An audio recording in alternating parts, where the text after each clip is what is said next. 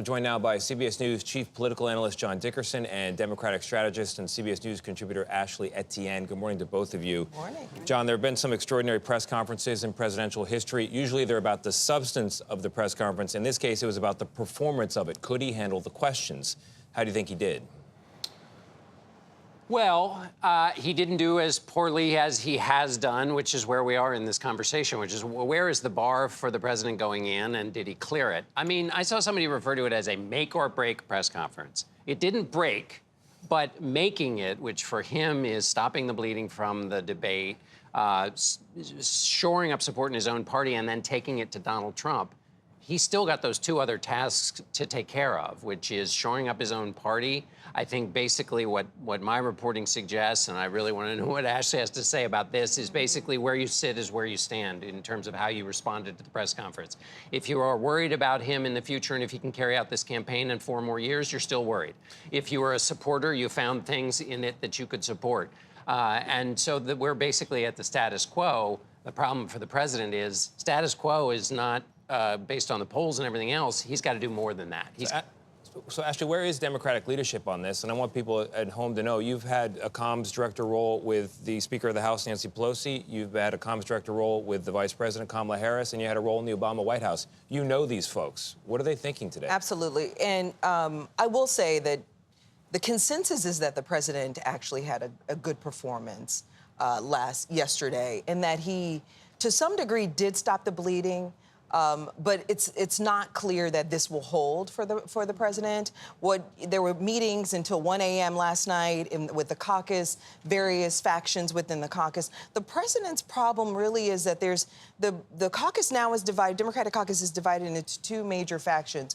One, there's a group that feels like, hey, listen, we can't be arguing for democracy all over the country and not sort of honor those primary voters and their decision to support Donald Trump. To support Joe Biden. We can't undermine that. Then there's another faction that's saying, hey, listen, this stopping the bleeding doesn't solve the problem. He's 82 years old. If it's episodic, there'll likely be another episode, and we can't have it be more profound and come at a time where you run out of the clock. So I agree. I mean, I think that the challenge right now, I'm hearing that there's still going to be leadership that's going to meet with the president over the weekend, somewhat of a mini intervention.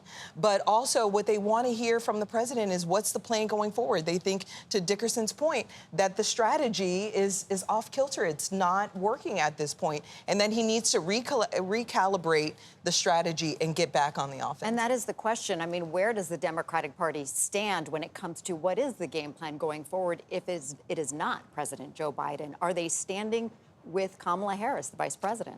Well, that's really the challenge I'm hearing. The major sort of source of the infighting over the past week within the caucus has been this question of the alternative. You know, there's of these 2 factions, one has argued you can't go in and ask the president to step down without a plan. There is no plan and there is no consensus. So really the president's next big challenge at this point is, can he unify this party?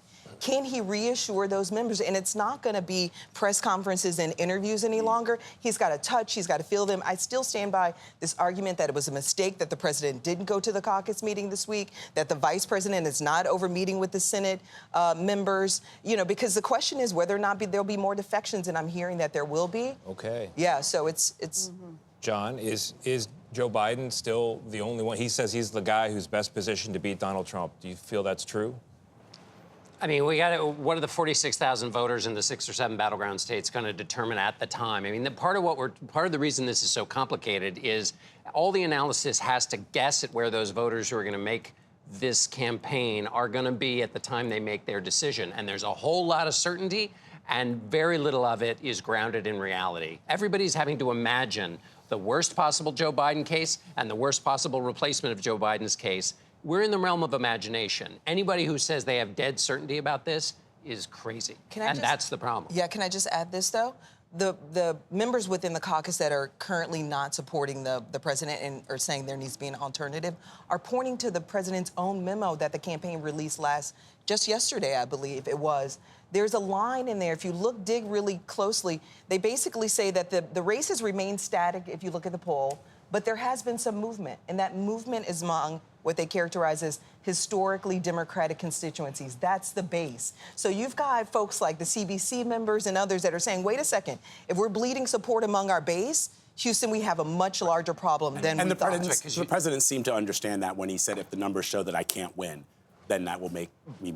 But he's got to believe that the numbers are ever going to show him, and he seems in a posture that he isn't. Right. One last point. This is exhausting for Democrats to have the president, every time he shows up, look like a bear on roller skates, where it could go any direction. That's right. And that's the loop he's in. Yeah, but the John Republican Dickerson. convention next week creates opportunity for the party. More bears on more roller skates. Here. John Dickerson, Ashley. You can tell this is a lively discussion. We're going over time. John Dickerson, Ashley Etienne, we love you. Thank you both. Appreciate it.